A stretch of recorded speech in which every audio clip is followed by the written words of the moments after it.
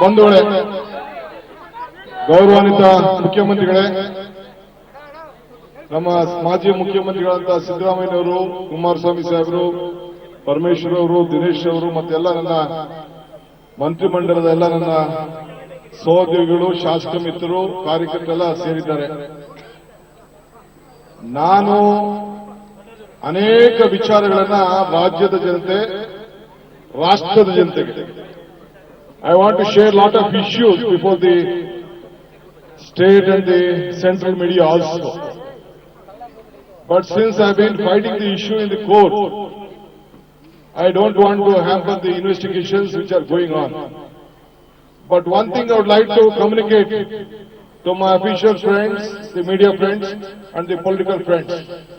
I've been always telling that injustice should not be thrown from the seat of justice.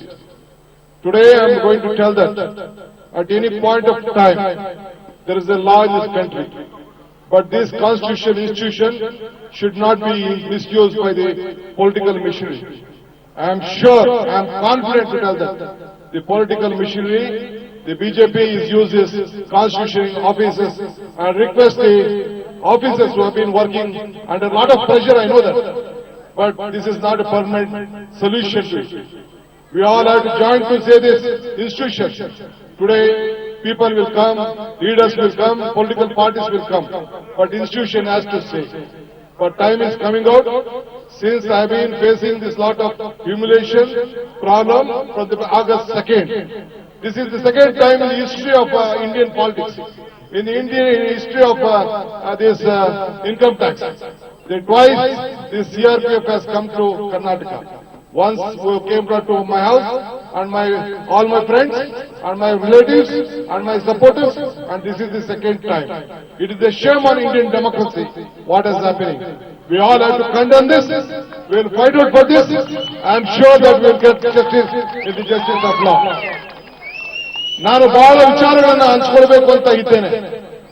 ಸೂಕ್ತವಾದಂತಹ ಸಂದರ್ಭದಲ್ಲಿ, ಸೂಕ್ತವಾದ ಕಾಲದಲ್ಲಿ ಅನೇಕ ಸತ್ಯಾಂಶಗಳ ಮೊನ್ನೆ ಏನು ಕೇಂದ್ರ ಸರ್ಕಾರದ ಮಂತ್ರಿಗಳು ಏನು ಮಾಧ್ಯಮದ ಮುಂದೆ ನಿಂತ್ಕೊಂಡು ಅವರು ಮಾತಾಡಿದ್ರು, ಏನು ಪ್ರೆಸ್ ಕಾನ್ಫರೆನ್ಸ್ ಮಾಡಿದ್ರು, ಏನು ಬಿಜೆಪಿ ನಾಯಕರು ಪ್ರೆಸ್ ಕಾನ್ಫರೆನ್ಸ್ ಮಾಡಿದ್ರು, ವಿವಿಧ ನಾಯಕರುಗಳು ಏನು ಸಂದರ್ಭದಲ್ಲಿ ಸಂಭಾಷಣೆಗಳನ್ನ ನಡೆಸಿದ್ದಾರೆ, ಟಿವಿಗಳಲ್ಲೆಲ್ಲ ಬಂದಿದೆ, ಏನು ಕಿಡ್ನಾಪ್ ಕೇಸ್ಗಳೆಲ್ಲ ಆಗಿದೆ, ಇವೆಲ್ಲ ಕೂಡ ಸತ್ಯಾಂಶ ಯಾರು ಕೂಡ ಮುಚ್ಚಾಕ್ಲಿಕ್ಕೆ ಸಾಧ್ಯ ಇಲ್ಲ.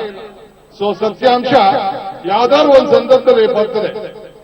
ಯಾರು ಲೀಡರ್ಗಳಲ್ಲಿ ಹೆಸರುಗಳನ್ನ ಏನು ಈಚೆ ಬಂದಿದೆಯಲ್ಲ, ಯಾರು ಕೂಡ ಸುಳ್ಳನ್ನ ಮುಚ್ಚಲಿಕ್ಕೆ ಸಾಧ್ಯ ಇಲ್ಲ. ಇದೆಲ್ಲ ಓಪನ್ ಸೀಕ್ರೆಟ್ ಇದೆ, ಎಲ್ಲ ಚರ್ಚೆಗೆ ಬಂದಿದೆ.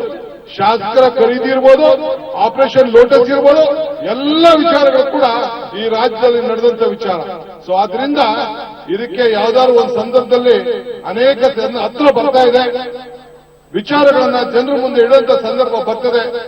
ನ್ಯಾಯಾಲಯದಲ್ಲಿ ಪ್ರಕರಣಗಳು ಇರೋದ್ರಿಂದ ನ್ಯಾಯಾಲಯಕ್ಕೆ ಗೌರವವನ್ನು ಕೊಟ್ಬಿಟ್ಟು ಇವತ್ತು ತಲೆ ಬಾಗಿಸಿ ನನ್ನ ಮಾತನ್ನ ಈ ಸಂದರ್ಭದಲ್ಲಿ ನಿಲ್ಲಿಸಲಿಕ್ಕೆ ನಾನು ಬಯಸ್ತಾ ಇದ್ದೇನೆ. ಬೇರೆ ಸಂದರ್ಭದಲ್ಲಿ ಬಂದು ಈ ರಾಜ್ಯದ ಜನತೆಗೆ ನಾನು ಈ ಅನೇಕ ವಿಚಾರಗಳನ್ನ ತಿಳಿಸಬೇಕು ಅಂತೇಳಿ ನಾನು ಭಾವನೆ ಮಾಡಿಕೊಂಡಿದ್ದೇನೆ. ಮತ್ತೆ ನಾನು ಮಾತಾಡ್ತೇನೆ. ಈ ಅವಕಾಶ ಕೊಟ್ಟದಕ್ಕೆ ನಿಮ್ಮೆಲ್ಲರೂ ಕೂಡ ನನ್ನ ನಮಸ್ಕಾರಗಳು.